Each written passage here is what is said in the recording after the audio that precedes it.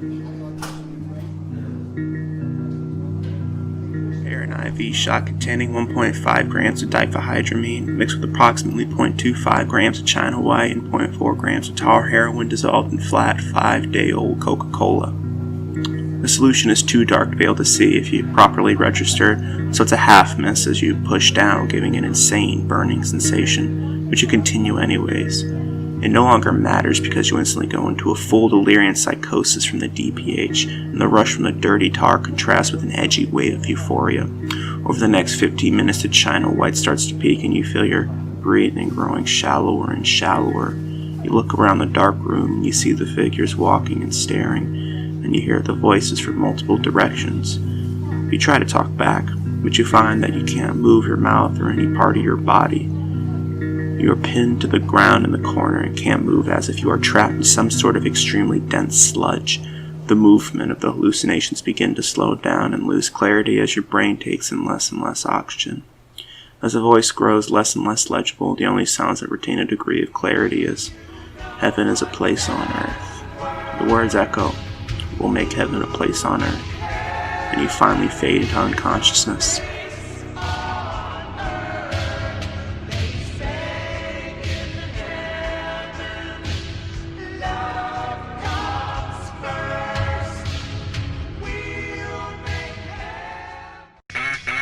Art is disposable, as is its nature. Art is a reaction to the world around it, may that be a reaction to societal happenings, one's personal life, or something even more granular. Art and media are all inherently products of their time. Some just show it more than others. The next time you use words like these, think about what they really mean. So, with this logic, nothing is original, only iterative. Just sometimes the iteration has forward momentum and its influences are quiet, and sometimes iteration isn't pressed and the media remains stagnant, with its influences worn like a gaudy dress. Big C capitalism reaching into every pore of our being like a mercury bath, it of course strives up being as stagnant as it can get away with, allowing cultural momentum to only occur whenever it finally milks that era's proverbial tit into nothing more than a dried, empty skin flap. It's why Hollywood has been pumping out franchises and sequels and franchises and reboots to franchises of reboots of that franchise and spin-offs to that franchise of the spin-off of that reboot of that franchise. Reminder everyone to keep your class consciousness up, young Sheldon is in fact a product of late-stage capitalism. Hollywood and other media outlets do this partially because it's easier to play what you know instead of taking a wild bet on something completely new, but also people find comfort in that familiarity. And there's nothing inherently wrong with this, because when you treat a franchise right, keeping its artistic integrity, it's all good. Breaking Bad's an amazing show, and Better Call Saul by Better Call Saul is also an amazing show. And needless to mention, the very idea of fan fiction, which is all about fans expanding the universe of their favorite properties, yeah, it comes from the fact that people fucking love franchises and it gives them comfort and they want to engage with it in that way. Of course, when it's not about scenes of some girl from Indiana getting fucked every which way till Sunday by BoJack Horseman.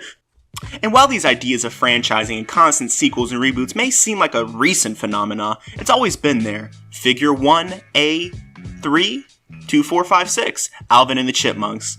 3 rats that have had enough adrenochrome to fill a do what would happen stunt, managing to keep a childlike appearance for nearly 61 years, but yet none of us seem to question it, you fucking sheeple. I digress though. Like I mentioned in my Gorillaz video, the Chipmunks didn't come from any deep desire to make sped up pop music with 3 cute rats that were ostensibly cereal mascots. No.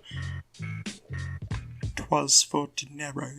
Now, the Chipmunk lore goes deep, so I won't go over it here. Just know that after Chipmunks go to the movies, they left the public eye to go hang out on a celebrity ranch after a show in Thailand where Alvin was found with a 17-year-old bride, high off Ambien with a brick of coke in his luggage. You know, the 60s were a rough time for all of them. Pinko fucks wouldn't stop burning their records after they performed in Israel, and it wouldn't help that Simon couldn't keep his fruitier romantic taste to himself and spurring some new tabloid every fucking week. So after an 11-year hiatus, Alvin and the boys would come back together with a newfound edge. Well, how else would I say it besides, it's Chipmunk Punk, the smash album of the year. We've come a long way from Yankee Doodle and Pop Goes the Weasel. Now we're doing Gigi Allen and Tom Petty. Yeah, okay, you caught me. Chipmunk Punk isn't punk, but guess what? Santa Claus isn't real, so, we're even now. Chipmunk Punk was mostly just worse covers of new wave and soft rock staples from the 80s. Obviously the vocals are worse, and I assume the mixing is worse too, but all the versions of these songs uploaded online are all just crusted and compressed to hell, and not to mention old. So let them off easy here, boys. And while I could buy a pressing for like $2, I don't want to pay shipping and handling to prove if the mixing and mastering on an Alvin and Chipmunks record from the 80s is bad. On the upside though, I do find some of these covers to be decent at best, if not because of the quality of the original songs. Refugee, Call Me, and My Sharon are all salvageable, and I also find it interesting that they made no alteration to any of the lyrics at all, like Alvin really saying the quiet part loud about wanting to fuck a 17-year-old, but hey, what can we do? They even make the fun of the fact that they don't kids bopify these songs too, like on Refugee when Simon says, "Theodore, what do those words really mean? Beat me." Another interesting thing about Chipmunk Punk was its advertising. The Chipmunks have appeared in commercials before, promoting mostly their TV shows in Jell-O, and on the odd occasion a best-of collection, but almost rarely was the actual music advertised. And to take a shot in the dark here, I think it's because the music of the Chipmunks wasn't exactly its biggest selling point. But Chipmunk Punk is the exception to this. They actually marketed the album. It's in the vein of one of those now that's what I call music and kids bop advertisement fluff about it being the hottest songs of the year and how it can be yours for a cup of spit and a shoelace, with the song title scrolling across the screen. You know those kind. But the thing is, usually those commercials have like B-rolls of music videos or something to put in the background, but for this, they gave him like 2 cents to have these weird shitty drawings of the Chipmunks that they zoom back and forth on and crudely animate, like Alvin dancing. And honestly, it's probably the most punk thing related to this project, along with the album cover, which has no right to be as hard as it is, with the boys hanging out in an alleyway looking more rugged than any depiction before this. My boy Theo in some heels, Alvin in some chucks, and Simon strung the fuck out. Like, look at him. Couldn't even show up to his photo shoot straight. Overall, though, the most important thing about Chipmunk Punk is that it sold well, at least enough to chart, and that it revitalized a pretty mediocre franchise by trying to make it sort of edgy, but then just kind of giving up on its own premise. Otherwise, though, it's something that got caught between the pillows at times, couched to be forgotten, mostly because of the extremely disposable nature of the Chipmunk franchise, which needs to constantly adjust the lowest common denominator of society's lowest common denominator, children. Chipmunk Punk is what I like to call dead media. Things like a commercial or a tabloid paper. Dead media is something that considerable human labor was put into in order to just simply fill thought. Not to sway you any which way or make you feel something, but something that was made to simply exist in your mind for a brief moment, then leave to never come back. Something you and I, likely even the people who made it, would forget probably an hour after engaging with. Media is so utterly worthless to a society's development, something with such little impact in our collective consciousness, and media with such little artistic value at the time and effort put into it may as well have been worthless as well. I get the example of a commercial isn't like the best, because sometimes you get a mascot or something that manages to resonate with people and will be carried as like a recognizable symbol. However, a good example I think would be like 90% of car commercials. How many car commercials are just cars driven down empty streets, shot almost always in the exact same angles, and all these cars have an unnatural sheen to them that make them all just look the same.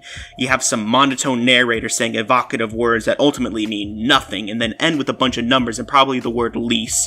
Sure, sometimes they do a little more with it, but for the most part, off the blur of like gray, white, and black SUVs, can you name me one from a commercial you watched? Now, don't be a smartass, just say no. While Chipmunk Punk may have an edge over a car commercial, and to say the effort put into it was worthless would also be rude on my end, disrespecting the musicians and all.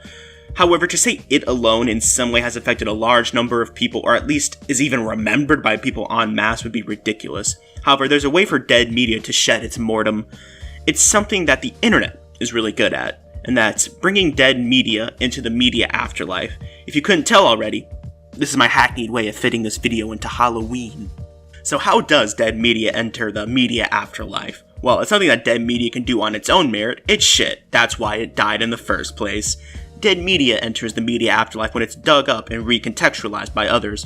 Almost never does it become the focal point of a work, but a texture and something else. Something the vaporwave movement was stellar at doing. Because dead media is often spat out by mindless corporations just to momentarily fill the consciousness of a consumer, it works really well with the themes of vaporwave, of consumerism and late capitalism. Of course, Vaporwave uses popular media as well in order to drive in that sense of nostalgia, but artists like Christ will often use newsreels and commercials to fill his soundscape. Of course, there are many ways to enter the media afterlife, but for our purposes, sampling is the main way it's done. So, how has this been applied to Chipmunk Punk? Some rando Canadian by the name of Brian Borkert, from the band Holy Fucking Others, presumably got a cheap copy of Chipmunk Punk and got a record player that could spin at 16 RPM. Then played it, and as opposed to what would usually happen where everything just comes out as a demonic garbled mess, we actually just got Chipmunk sludge metal. We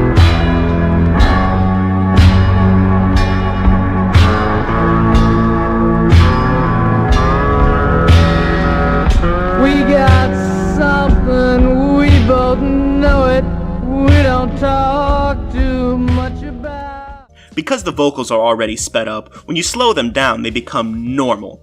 And the instrumentation becomes slowed down to perfection, like one of those shitty Cabbage Patch Kids, Cabbage Patch Dreams, 10D audio slowed to perfection, 432 hertz, headphones required. Which is just chopped and screwed for babies, but that's a whole different conversation you people aren't ready for, so I have to digress. When slowed down, the guitars crunch and the drums punch and the bass groans, and the vocals become whiny and almost kinda sarcastic in a way, but impassioned nonetheless. Most tracks average into the 6 to 7 minute range, becoming real and proper epics like the 8-minute long You Keep Me Hanging On.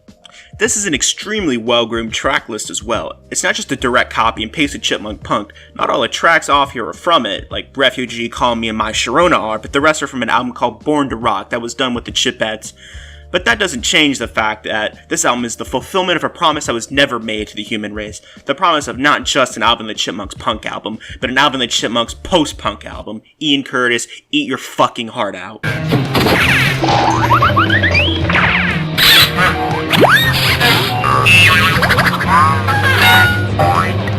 Call Me is a perfect opener. That opening drum fill just automatically pulls you into this dismal hell world.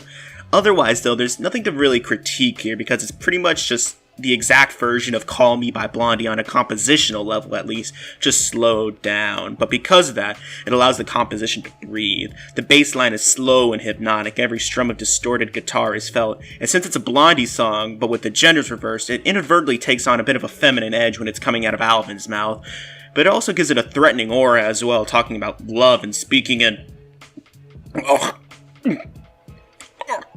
French. How come you boys are wearing those French hats and marching around like that? I fuck you for the ass. Ugh. With the sludgy instrumentation and crackles of the vinyl, it makes me wary and think, what are you trying to pull me into, man? Another personal favorite is Diamond Dolls, which is actually an original song from the 1987 movie Chipmunk Adventure, performed by the Chipettes, but to be completely honest, I didn't realize that until looking it up for this video. But going off the 16-speed version, the vocals are just an androgynous as everything else here. I just assumed it was, the boys.